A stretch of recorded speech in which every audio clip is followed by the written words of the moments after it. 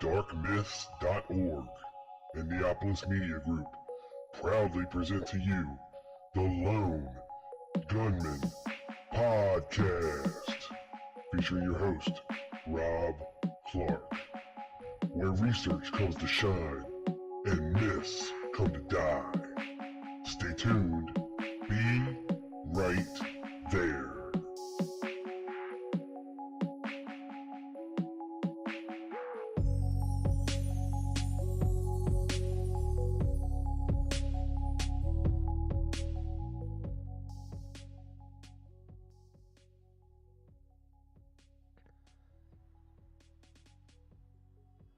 What's up, everybody? Welcome to the show. This is episode number 143, the Redux. Because our other show didn't sound the greatest, and we want to get this information out to you so that you can fully understand it and hear it as clearly as possible and not cringe when you listen. And it's totally my fault. The echo is not my guest's fault, but tonight we are sounding good. We're sounding great. And I think you'll enjoy it. So hang on to your seats, people. I have with me, returning, if you didn't get this far in the last podcast, my guest is Ed LeDoux, a researcher from the Reopen Kennedy Case Forum. And he's been on the show before. Bart interviewed him last year, but I haven't until tonight. You're going to hear me interview Ed. Ed, welcome to the show. What's happening, man? Aloha, Rob. It's my pleasure to be here with you. Yeah, aloha, man. And for those of you that don't know, Ed lives in Hawaii. That's why we are alohaing each other, and I'm jealous. Absolutely. Yes. Yes, it's winter. You should be jealous. I know. Hey, so what we wanted to get into, folks, is a little bit of research Ed's been doing, and it probably stems from arguing with a lot of people, at least the premise of it.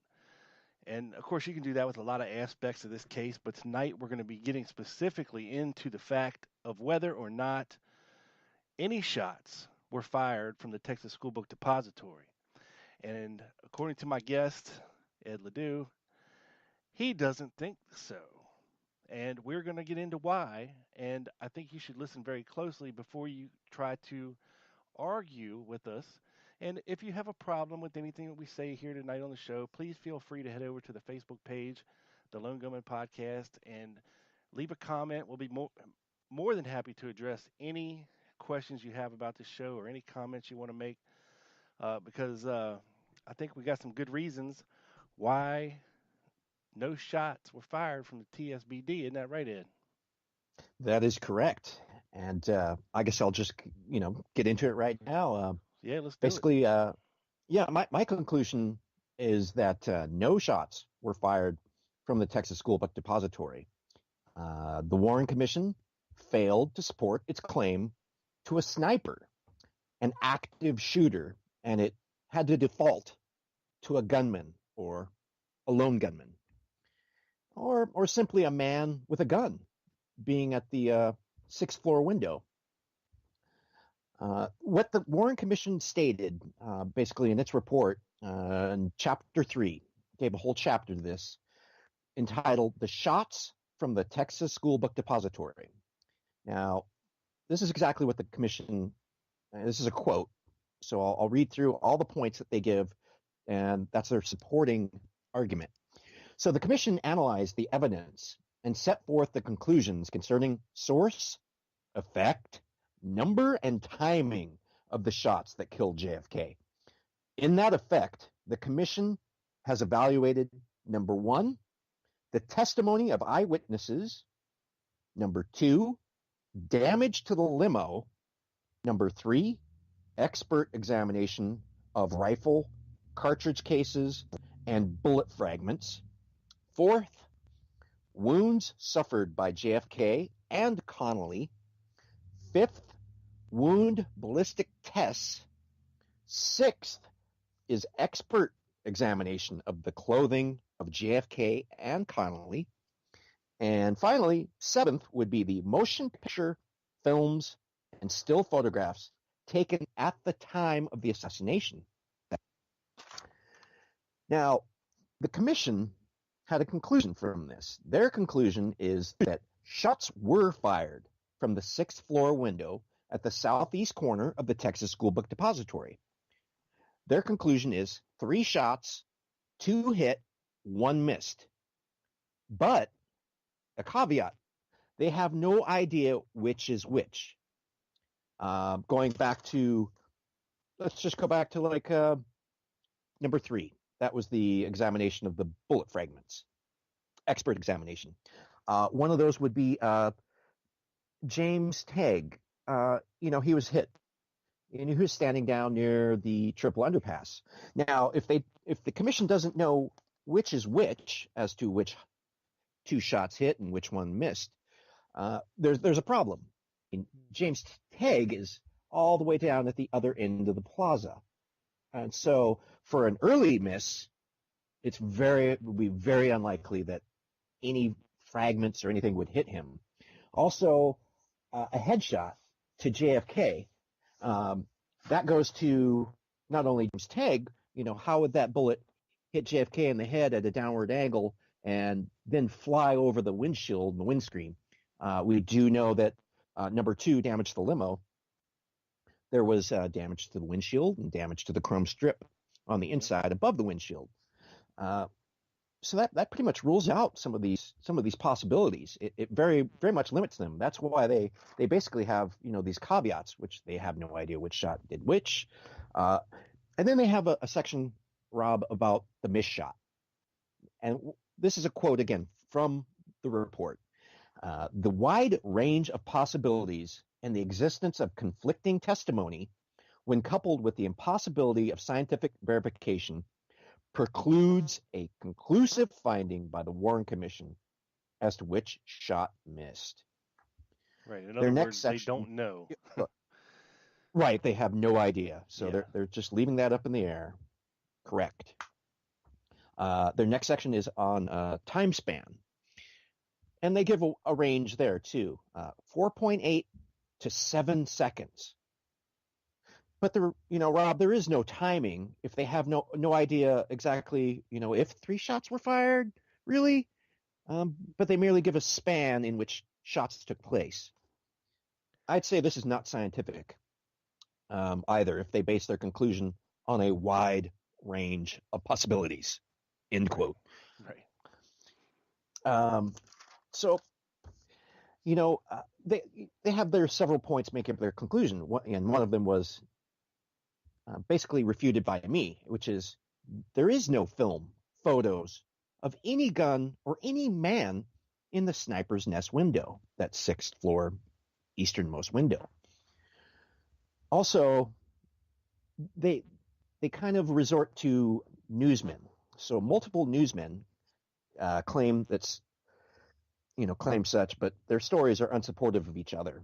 And they too hold no film or photos of any gun or man in the 6th floor window. Also, one of my other points is no one runs from the Texas School Book Depository. Rather, accounts are of running into the Texas School Book Depository. You'd think if people were shooting out of a building, you would be running from that building. Also, especially people that knew it. Right. Or thought they knew it. No strangers were in the Texas School Book Depository. Everyone was asked this question: who was employed at the Texas School Book Depository by the FBI? No one said they saw any strangers in the Texas School Book Depository. The only caveat is Danny Arce, who helped an old man into the bathroom and then said he watched him leave and drive off in a car. There were strangers in the Daltex, 2 that we know of. Oh, yeah. Also, another point of mine is no one testifies to a rifle actually firing from the 6th floor window sniper's nest. That's pretty huge. That's an important point because, I know you're not going to see, unless they were up there shooting like a black powder rifle, you're not going to see a big, gigantic puff of smoke coming out the window or anything like that. But you would think you would have, somebody would have captured a muzzle flash or seen a muzzle flash, because as you're going to set up here, the difference between a sniper and a gunman, in order for him to make that shot, he would have had been hanging a little bit out of that window. Right, and I'll get into that, the recreation, and exactly how they had to place that rifle in that window to line up that shot that they say hit Kennedy in the back of the head. So another one of my points is there is no object is seen in any window resembling a rifle. To that, Welcome Barnett, a Dallas police officer, standing at that corner, gives an affidavit. The affidavit says that he looked at the building and observed no projections, no rifle fire from any of the windows, saw no one or anything extend out of those windows. So when you lay that up against and compare that to some of the go-to witnesses, Ewens, Brennan, Mrs. Cabell, some of the Bob Jackson, some of the reporters like Bob Jackson and Malcolm Couch. When you compare that with a trained police officer actually observing those windows, we've got a problem. It's unsupportive. And to be fair, Ed, I mean, yeah, and I'm sure we'll touch on it, but some of the witnesses, or at least one of the witnesses, said they saw at least a foot of a barrel protruding from the window, and that just doesn't quite match the description of a Mannlicher Carcano at all, because it's a very short-barreled gun. It was made to have a what do they call those things on the end you can stab people with? A bayonet. A bayonet. Yeah, it was a World War II era gun. When you ran out of ammo in the trenches, you wanted to be able to stab somebody. So you couldn't have a foot-long barrel on the end of your rifle, or else you wouldn't have been able to stab anybody with your bayonet. Right. It's a very short carbine. It looks like a toy gun. When they're holding it up in the hallway of the Dallas Police Department. I mean, that's a tiny gun, really, 36 inches long. About, or 40 inches, depending on who you believe or which gun. But it's very small. And to that is reporter Bob Jackson. He gave a false statement. He gave a false statement that DPD Sergeant W.G. Jennings stated, quote, Bob Jackson is reported to have seen the rifle and the man that fired the shots as the shots were fired.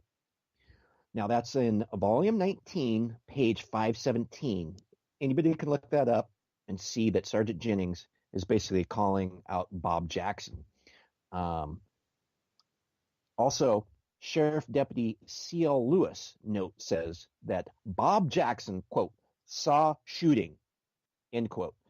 Yet he has no photo. Well, if there's this wide range of time, like from the Warren Commission, at least 7 seconds, that's a long time when something's really happening. I mean, that's ages whenever there's a shooting going on. And here's Bob Jackson not able to take a picture, or anybody else take a picture. That's a little suspect. The longer the span, the worse it looks for them. So Bob Jackson, he claimed that it was just too fast, yet says that he watched as the rifle was drawn fairly slowly back into the building. That's in volume 2, page 159, for anyone who wants to look up what Bob Jackson had to say. Bob had a camera ready with film around his neck. He claimed that the wide angle that was on that camera wouldn't have been good enough, and his other camera was out of film. It was not camera ready. That's the camera where he had taken the film out and thrown it to another reporter there waiting to catch it at the corner of Main and Houston. Yet, here's the kicker. Malcolm Couch in the same car says Bob said, "Look, a rifle," indicating this Texas School Book Depository, and Mal looked and he says he saw a rifle. Well, this posed a huge problem, Rob, for the commission, as Bob claimed he did not say anything until the rifle had been fully withdrawn from view. That leaves Malcolm Couch as an unverified witness, or was it Bob calling Mal a liar? You take it for what it is, Rob. Yeah. Yeah. Also, there was an 11/22 Associated Press report that said Mal was saying he saw a rifle emerge from a window. I got to thank Bart Camp for that. He sent me that, Jim. That was a little nice little blurb from the Associated Press. Another police officer, Edgar Leon Smith, E.L. Smith, of the Dallas Police. He was at the corner also of Houston and Elm. He says he ran to the source of the shots, which were the pergola area. So much for the Texas School Depository if you're standing right at the corner and you think they're at the railroad tracks. Yeah, another important point is that most people don't understand that there were police officers on the opposite corner, right there at Elm Street, across from the TSBD. If they would have just looked up, supposedly, they would have seen a rifle firing. You would think. You would There was think. 3 there, Yeah. but they didn't see anything. Nope. Bob Jackson, he also gave an interview, and he stated he had taken a photo coming up Houston Street. Bob recounted, likely as no support ever came for anything in those windows, so you'll never see any photo from Bob Jackson, the Texas School Book Depository, coming down Houston Street. Dillard, another photographer, he was in the same car. He takes 2 photos with 2 cameras. None show images that show a gunman, a gun, or anything like that in any of the windows. Dillard testified to seeing nothing and no one in the windows. So all these witnesses, Brennan, Ewens, Jackson, do not describe a Carcano like you mentioned earlier. There is too much barrel versus stock, no scope, etc., etc. It doesn't jive for what rifle was supposedly found on the 6th floor. Or they said they saw a pipe coming out of the window. right. Maybe somebody was blowing blow darts at JFK, Right. A broom handle, huh? Yeah. Also, Robert McNeil from the McNeil News Hour, all these guys got promoted too. That's the other thing. But Robert McNeil, he said the men in the depository were unusually calm despite all the excitement outside. Well, yeah, because all the excitement was outside. It wasn't in the building. Duh.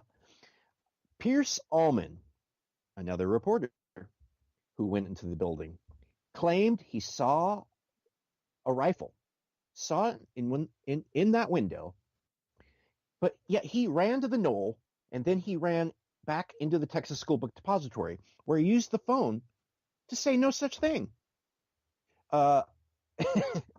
When you listen to Pierce Allman's report, he says, an unknown window where a rifle fired. Well, gee, Pierce, why don't you tell us which window you supposedly said that you saw it in?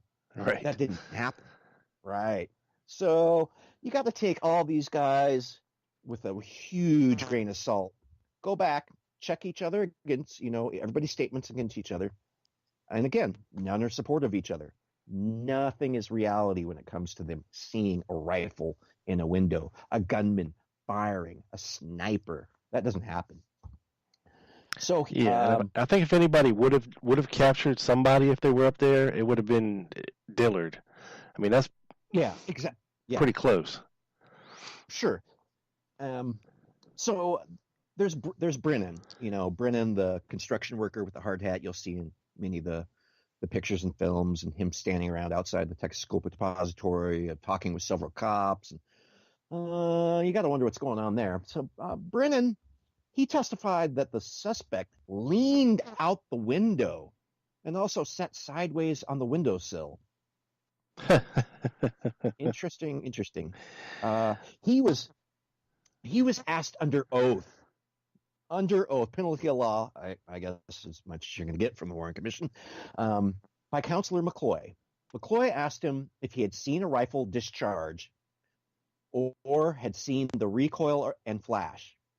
Brennan said no. Wow. Well, when you go back and you check what Brennan was saying earlier, he had kind of given that impression that, I'd seen the... Yeah, he should have gotten a good look if the guy's hanging out the window and sitting on the windowsill. Right? All of them, pretty much. Yeah. But he also claimed to see 70 to 85% of the rifle, yet no scope. And it's always interesting, when they're seeing supposedly almost all the rifle, yet can't really describe the guy. He says also that he saw the president's head explode. Well, if you're watching the president's head explode, where are you looking? Right. You're not looking up there. And we can see where he was looking at on the Zapruder film, really. Right, and that's approximately 2 to 3 seconds. I'll give that time span again, before the first shot. Well, you'd expect somebody to be, tracking the limo, following the limo. I'll get more into that, but I was, me and Bart and everybody always toss around, did he hear Ewan's story and make it his own? And then he finally makes his way to Inspector Sawyer. Sawyer pulled up at the Texas School Depository, enters the back door. A few minutes later, he comes out the front and is asking, who saw what, So after, Brendan supposedly fills Sawyer in on what he saw, how does Inspector Sawyer describe the information he has just received from these witnesses? No, it's not very good, Rob. Oh, very generically. Yeah. Inspector Sawyer says a man and a rifle. That's it. Not a sniper firing, nothing like that, Yeah. And just to reiterate real quick, Ed, I mean, we've all seen photos of the people just lined up on Houston Street, on Elm Street from that day. You saw how many people were on both sides of the street. And for nobody to have said that they saw the rifle firing from the window is a problem. Huge problem. Yeah.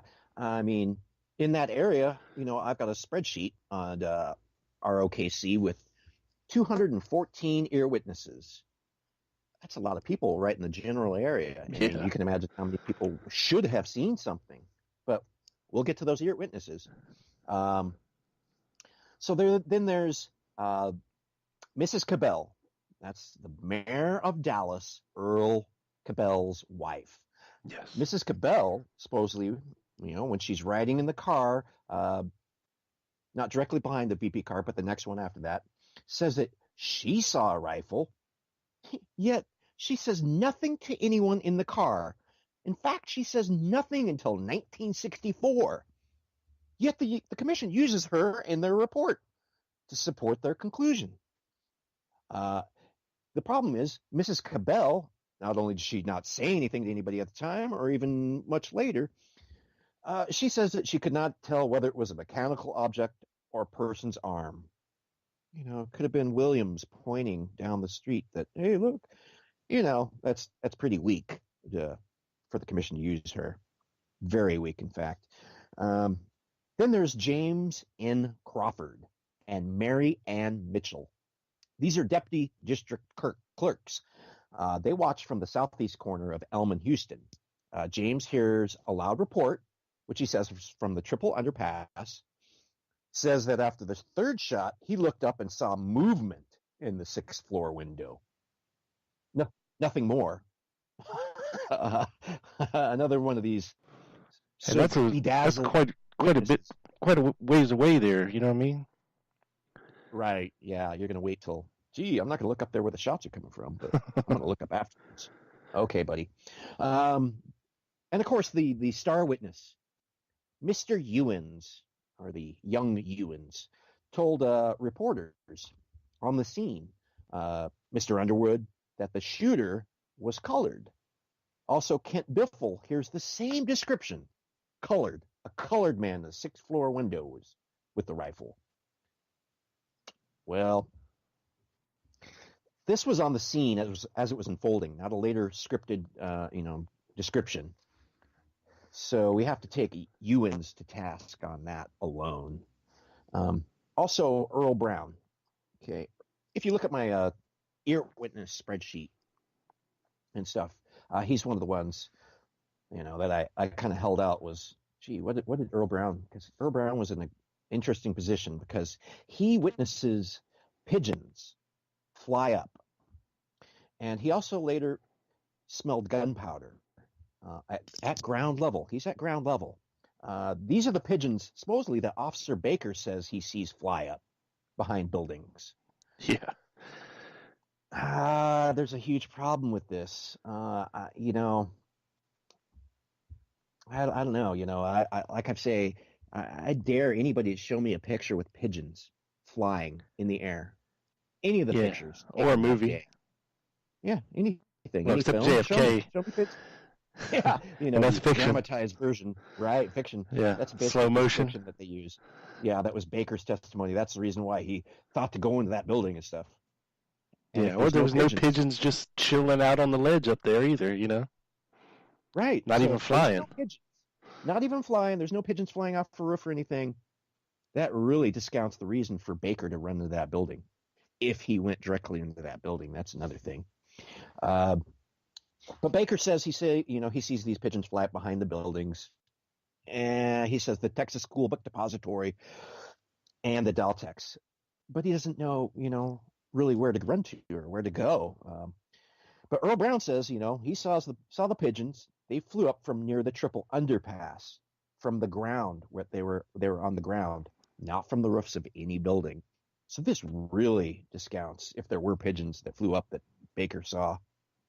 It really discounts. Yeah, well, I mean, I doubt there was pigeons chilling anywhere near where there was people gathered, because that generally doesn't happen unless somebody's feeding them, Right. Yeah, I realize Dealey Plaza is, kind of a park type setting, but sure, there was a lot of people on that triple overpass milling around, Milling around. There's people, all the cars in the back there. There's be pretty loud railroad trains and all that kind of stuff. So the pigeon and roof idea doesn't really pan out for Baker, obviously.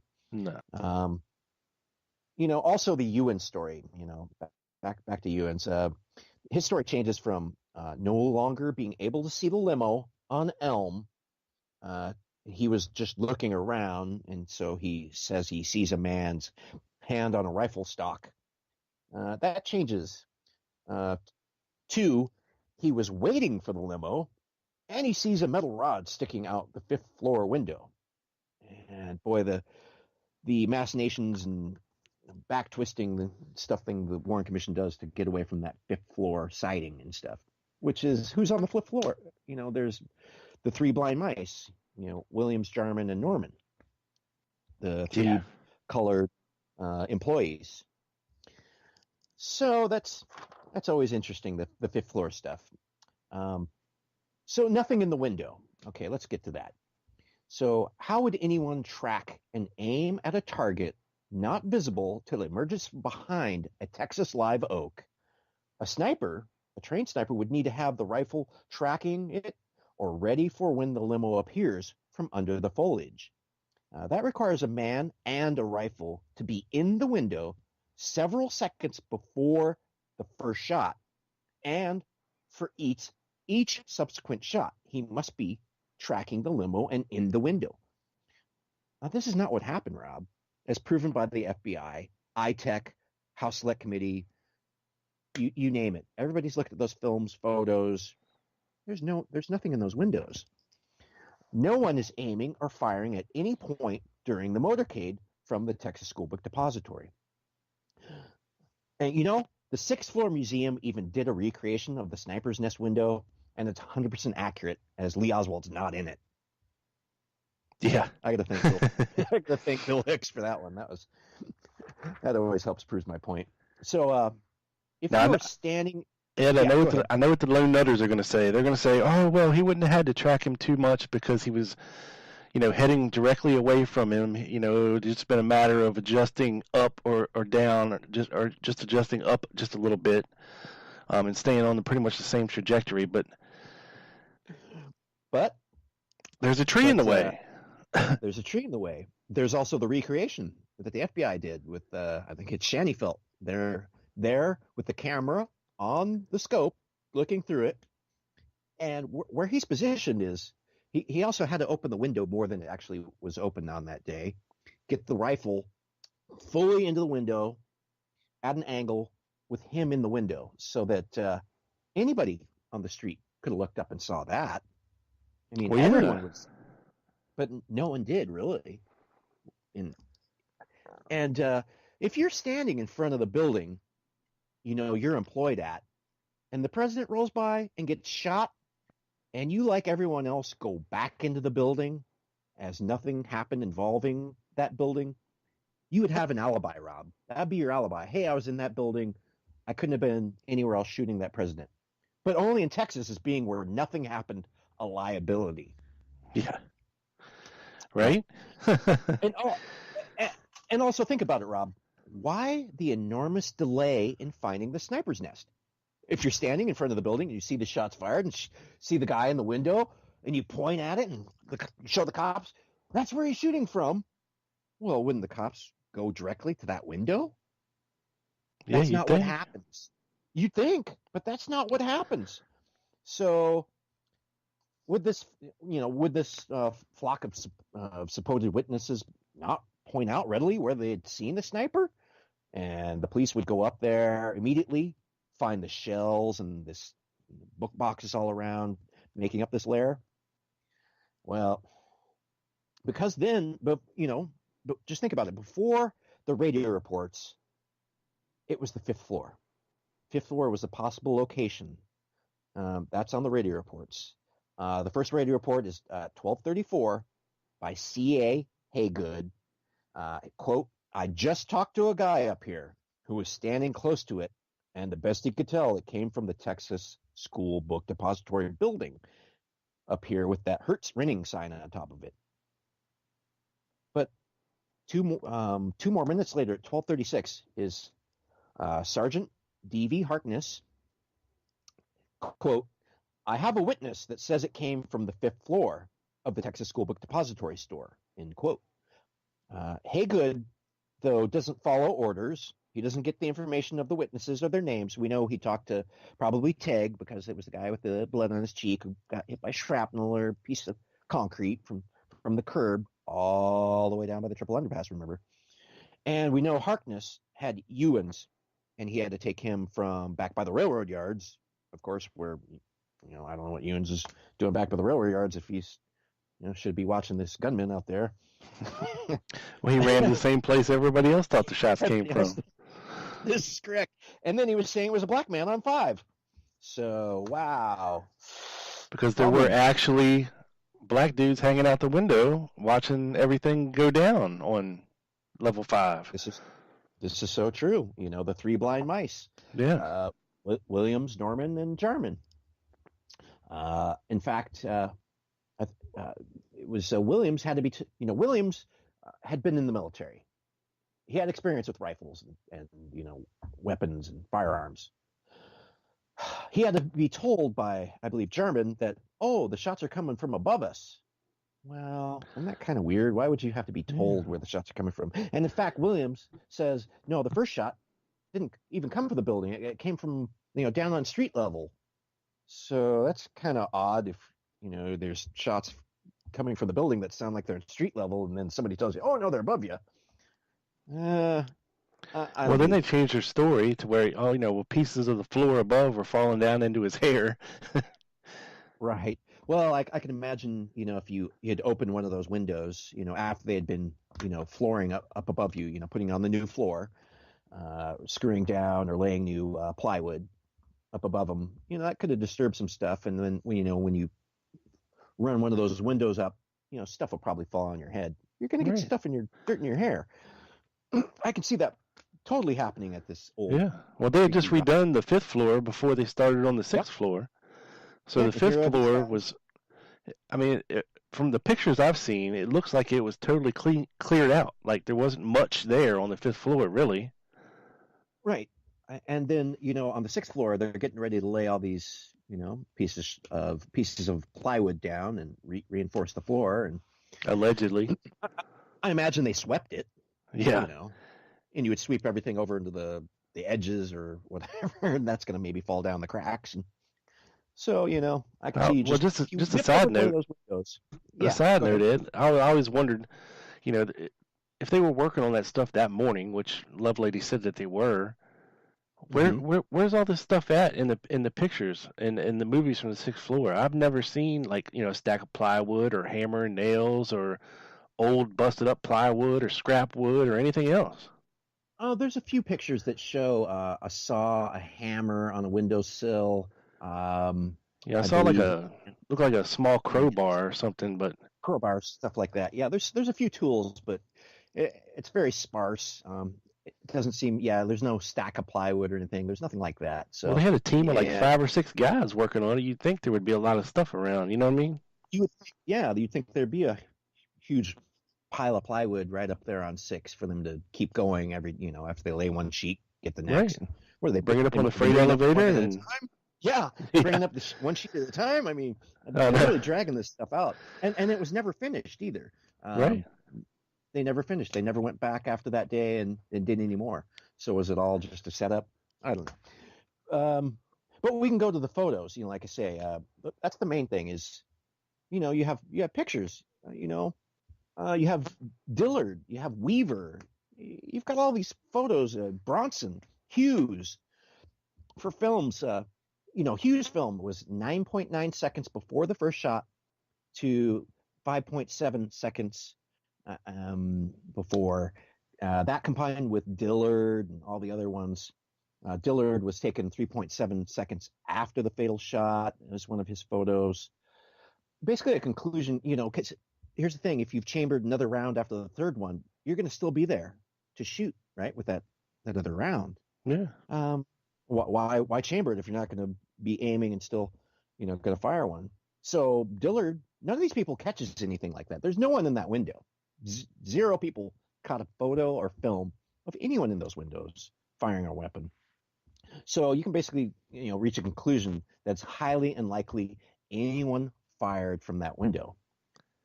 In fact, Frontline, our buddies over there at Frontline, looking out for us.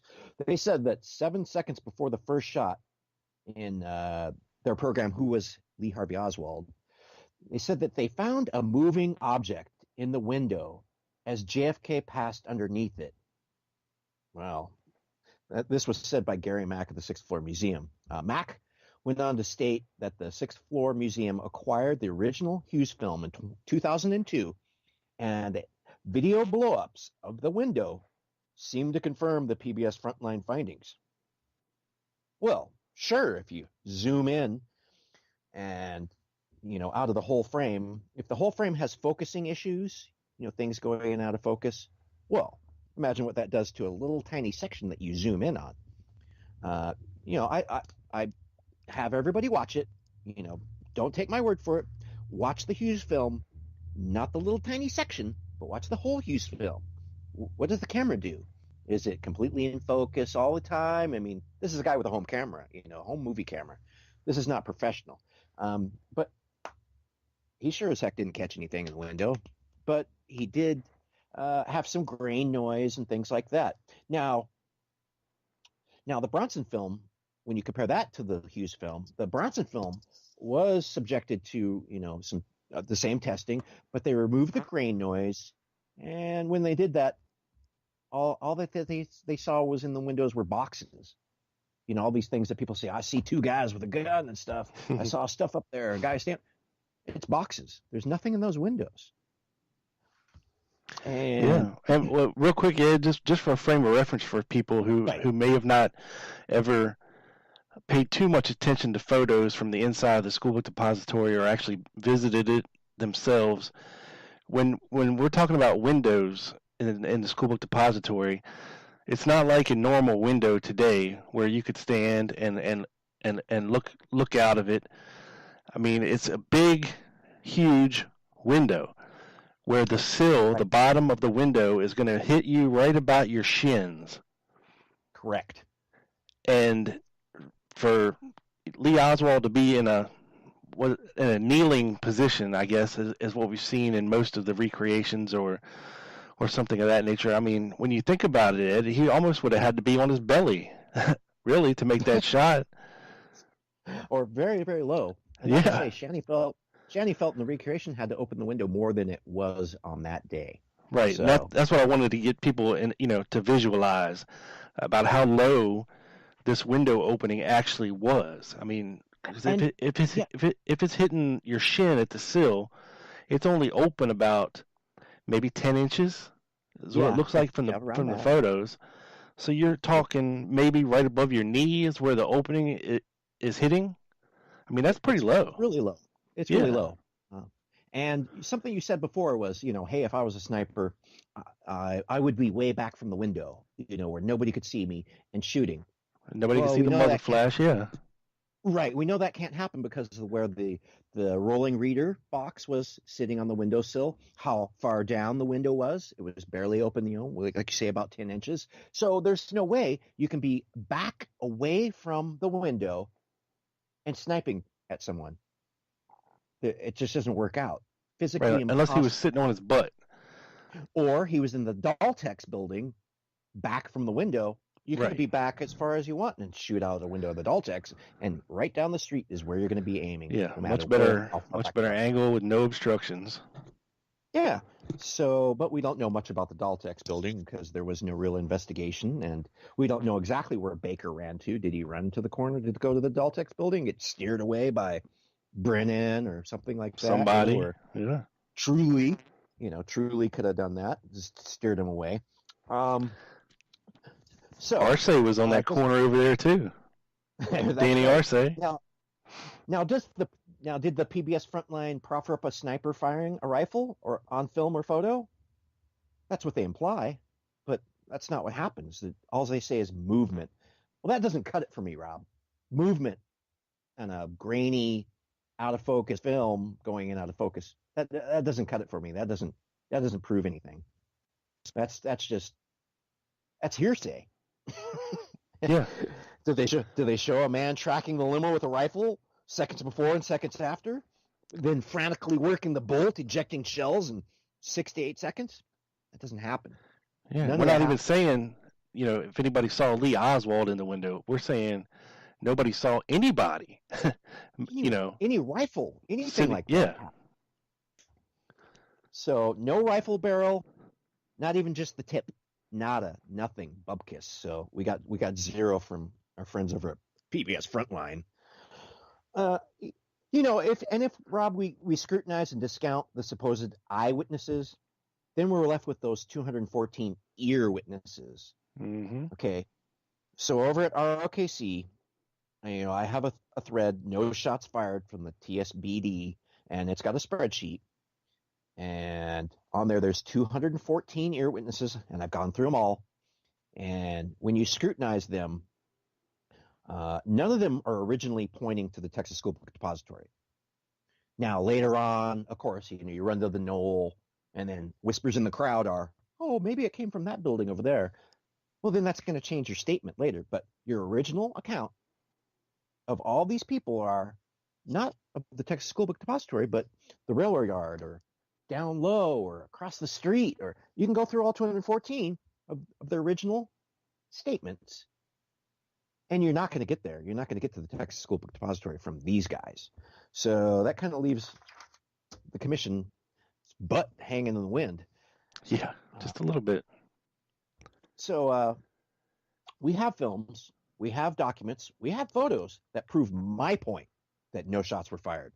The Warren Commission apologists have no such thing.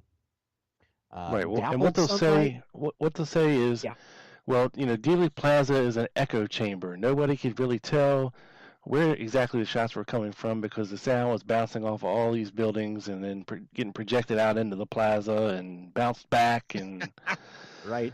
You know how that goes. Here you have Bob Jackson say, "Well, I was out of the echo chamber and I could tell perfectly." Yeah. Well, which is it, Bob? Are you in the echo chamber? Because you were driving down the street there where the echo chamber supposedly is. So, it just doesn't. It's history's not kind to these guys. No. So dappled sunlight, grain noise, a camera going in and out of focus will never be a rifle, B, a protruding rifle, C, a rifle firing, D, Lee Oswald with a protruding rifle firing it. You'll never get those from any film, photo, or anything at the scene. Back to the recreation. Yeah. So no smoke is associated with the sniper's nest, like you said, unless it was a black powder rifle or something. But still, you have, smokeless powder is not completely smokeless. It's less smoke is really how it should be termed, because there will be, oil and stuff in the barrel. And we're talking about an old World War II, and at this point, a 20-some-year-old, not really taken care of, too good rifle. Right, exactly. See, you're going to get some flash and some smoke and some flame and stuff like that out of the barrel, a couple inches, but you're going to see that. Yeah, it's going to bark. And it'd be readily visible to anyone on the street, especially when we look at Shanny Felt's recreation of where he had to place and put the rifle. It puts him in a position that would be seen from the street. It puts the rifle in a position that would be clearly seen. And you know what would be seen? The scope. No one says they see a gunman firing a rifle with a scope. Out of these other witnesses, Brennan, Ewens, Jackson, you name it. None of these supposed snipers have a scoped rifle. So it's very interesting. And, back to Gary Mack and the PBS Frontline, where are those 4K scans that Gary Mack claimed the museum made? Why don't they offer the high resolution images of that window and of the entrance? Because you know why? It would show where Lee wasn't. He wasn't in the window, but maybe he was on the steps, in the vestibule. Yeah, and Lee Oswald. Why don't we have any 4K scans of any of the films from the assassination? That's what I'm wondering. Well, if they acquired them, they should be readily available. I can see like the Wegman and the Darnell films. Those are owned by NBC. They would have to get the rights to them. I did. I went to NBC. I did get the rights to it, but all they would offer me is a old 3/4 inch VHS copy, of course in the greatest and latest format, but an old grainy picture, in a glass case is still an old grainy picture. Yeah. Especially on a 3/4 inch VHS tape. Now, where did, I asked them, where did you get the transfer? What did you transfer this onto that VHS tape? Where's the film? Where's the original? Crickets, my friend. Crickets from NBC. So NBC is actually culpable in all of this because, NBC, if they've got the Wegman, Darnell film, anything like that shows clearly the front steps or the windows or anything like that, they should offer that up. I mean, that'd be proof of either Oswald doing it or not. It would be proof, or not. So, go ahead and go and run down the NBC and get that original Darnell and Wegman film from them. I dare you. Yeah. And then we see what happened with Tom Brokaw, so you see where their head's at. So absolutely. And if Lee's in the entrance, here's the weird thing, and we talked about this a little bit before, was there is the Wegman and Darnell films showing the front entrance. For anybody who doesn't know, these were two cameramen who were in the follow-up cars, the camera cars, in the motorcade.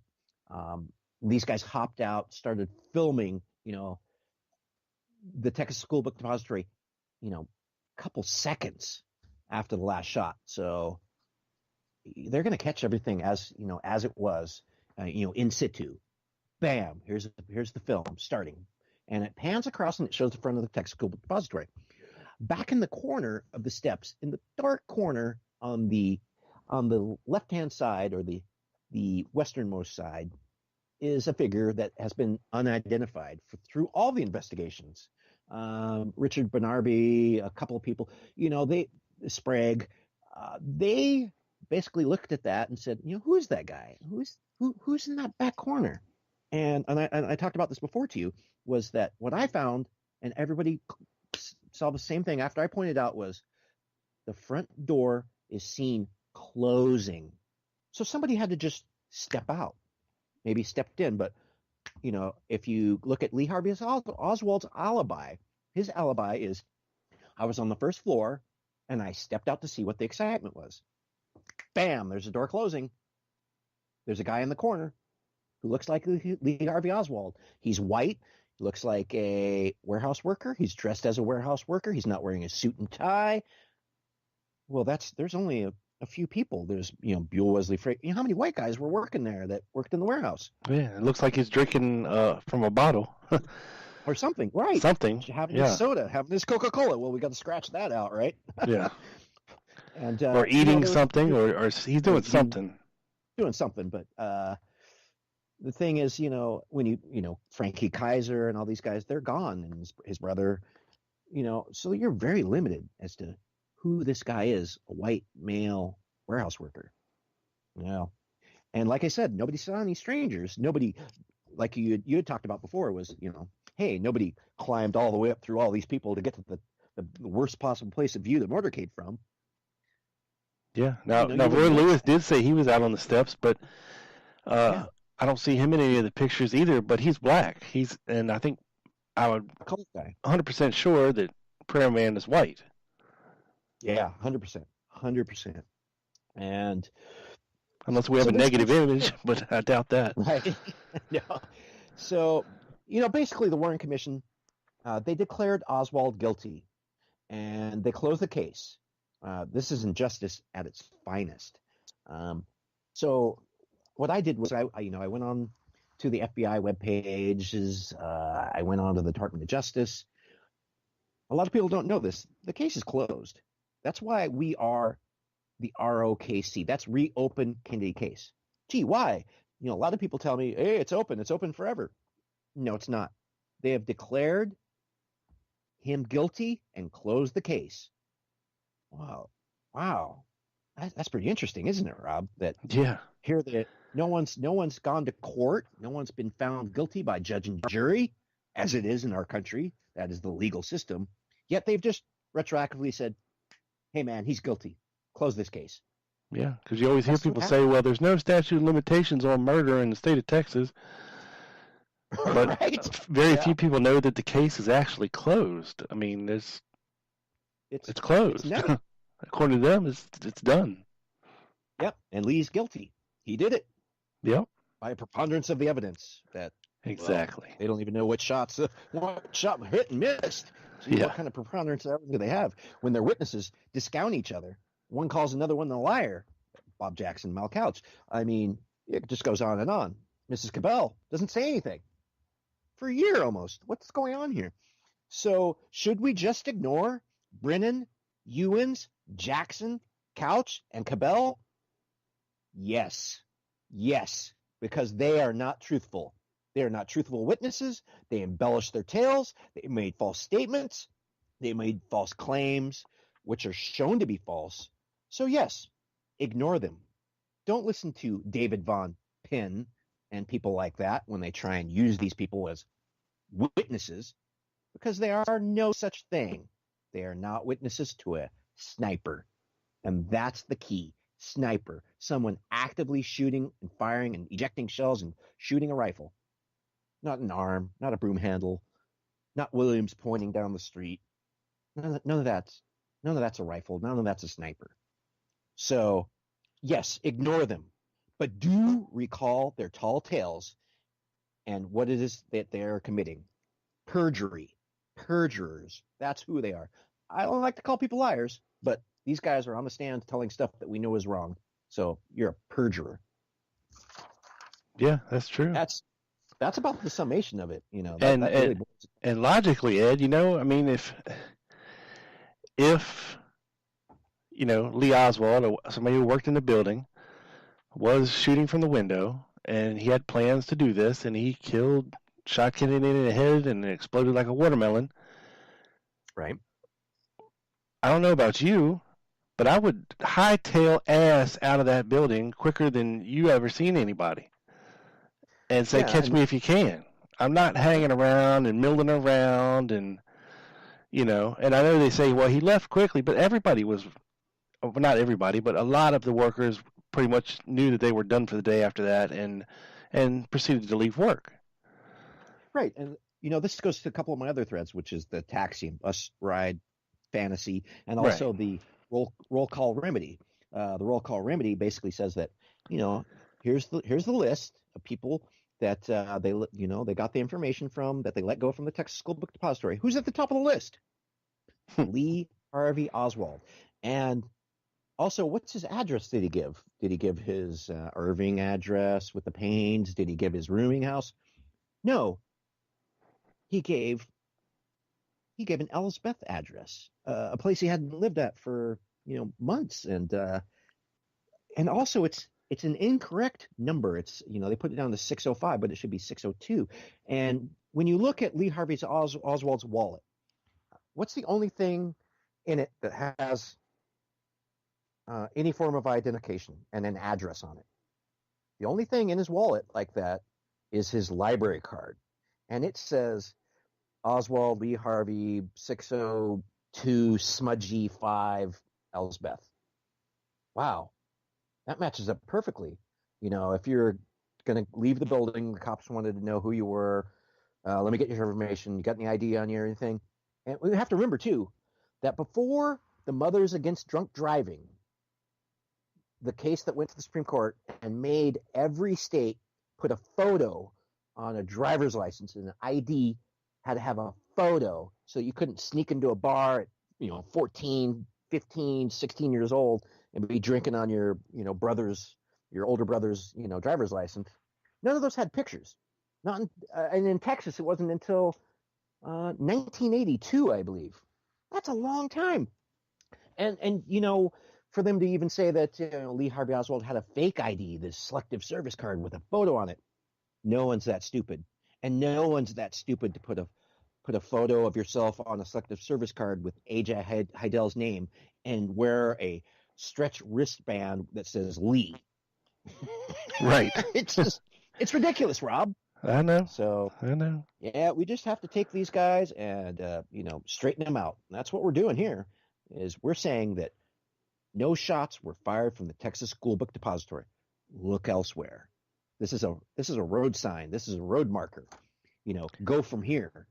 Don't look back. It didn't happen that way. So yeah, and this is all coming from available evidence such as witness testimony, photos, yes. The Warren Commission Report. Yes. All tests. Legit sources. It's not we're not just pulling this out of the air and making claims that we can't back up. Right. This is what people actually said and did and took photos of, and this is what we have to work with, and it doesn't add up.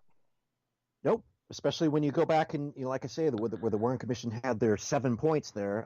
One was, testimony of eyewitnesses. Well, who's one of the best eyewitnesses? It'd be Connolly. Connolly said, hey, man, I was shot by a different bullet. JFK was already hit in the back, supposedly. And Connolly is turning and then is going to turn back. Then he's hit. Kellerman and Greer were in the car, too. What did they say? They said like a volley of shots. Well, if you got a missed shot and one hits JFK in the back and one hits him in the head, where's this volley? I mean, the only volley would be there isn't a volley. It just boggles the mind. You can go back to the clothing of JFK and Connolly. Well, if they washed the clothing, that removes the evidence. If you misplace Connolly's hat, which we know, we got a picture of it hanging in the DPD on a coat rack that disappeared. Well, that's kind of interesting. That's a good piece of evidence. Well, it's gone. Where did it go? All this stuff just doesn't support what the commission says. Damage the limo. Well, here's the thing. If JFK, we've all watched the programs and films of, Discovery Channel, History Channel, the recreation of the ballistics gel body of JFK, and when they shoot it at the same angle at the same time that he's supposedly hit in the back, where does that bullet go? Oh, well, it sure as heck wouldn't come out his throat. It would come out his chest, just below the nipple. And that's what we see on the History Channel, the Discovery Channel, and their tests. So that doesn't work out. It doesn't work out for wounding Connolly. No, and if it did, it would have to have been from a severely lower trajectory in order to do that. Right. And it couldn't be the Texas School Depository. That would force it to be the Deltex building, second floor or something like that. Yeah. And I read something recently, Ed, about Really? Werner Spitz. He's like a really renowned forensics examiner, and he took a look at the case, and he got to examine some of the stuff that JFK had on, like his tie. Yeah. And what he noticed was that the fibers, on the tie, where you would be able to tell whether a bullet was going out of the tie or coming in, he did notice that the fibers were going out, as if he had been shot through and through from the back. Right. And if that were to happen, if that did happen, it would have had to been from a definite lower trajectory than from the 6th floor, Nearly flat of the school book depository. It'd have been more almost flat. Right. Yeah. And also there'd be some problems with the structure of his spine getting in the way, like the and the magic bullet, the bony protections, the transverse processes of your spine, those would be in the way. There'd be some problems there, right? But if we take, but this is all the problem. There wasn't an actual forensic autopsy that we know of where things were probed, supposedly. Bullet track wounds were dissected and things like that.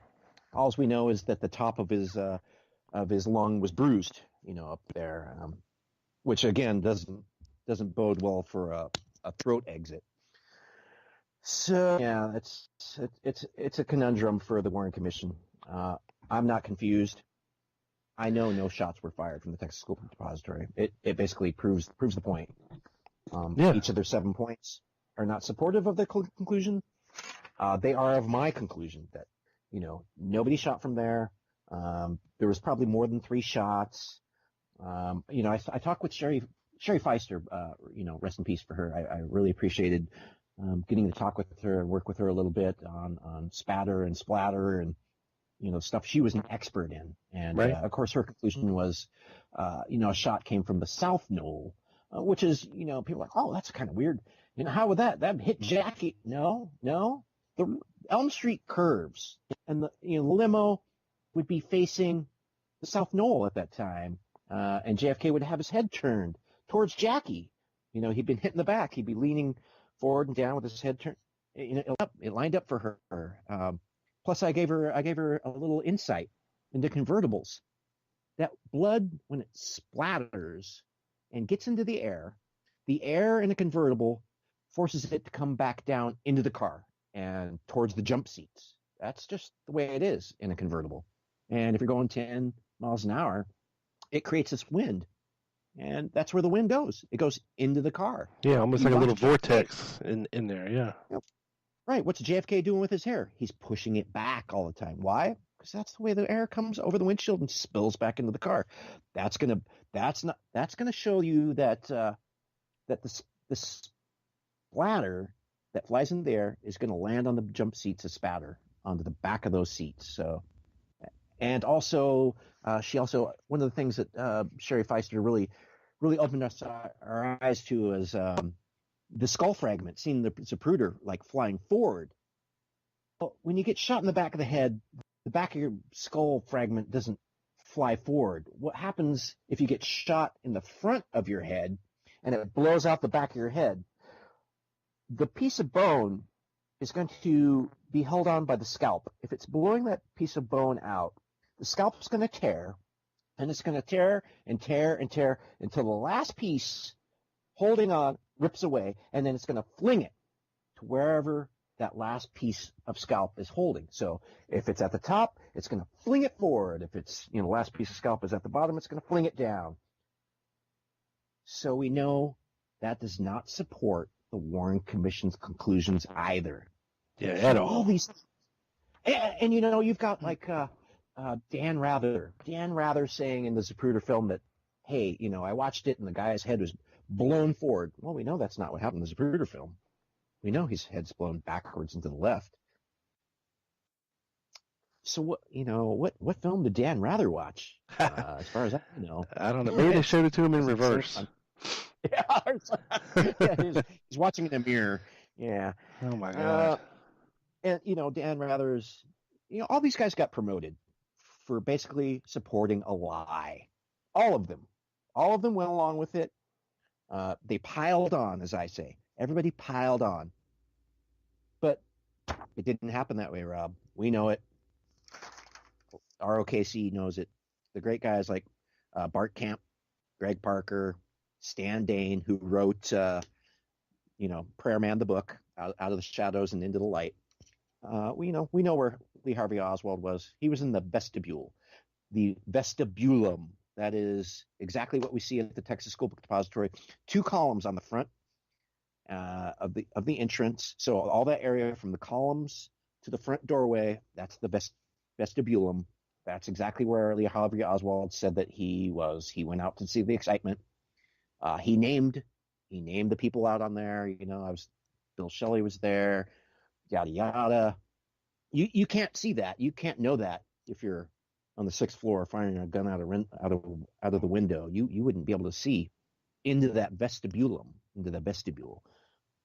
So we know the Warren Commission's wrong. We got him. Yeah. We got him nailed to the wall. That's another nail in the coffin, the official coffin. Yep. And look, hey, people, yeah. guys like Ed and Bart and all these guys, you can find all their work, everything we talked about today, to support what we talked about today, and more, over at reopenkennedykcase.forummotion.net.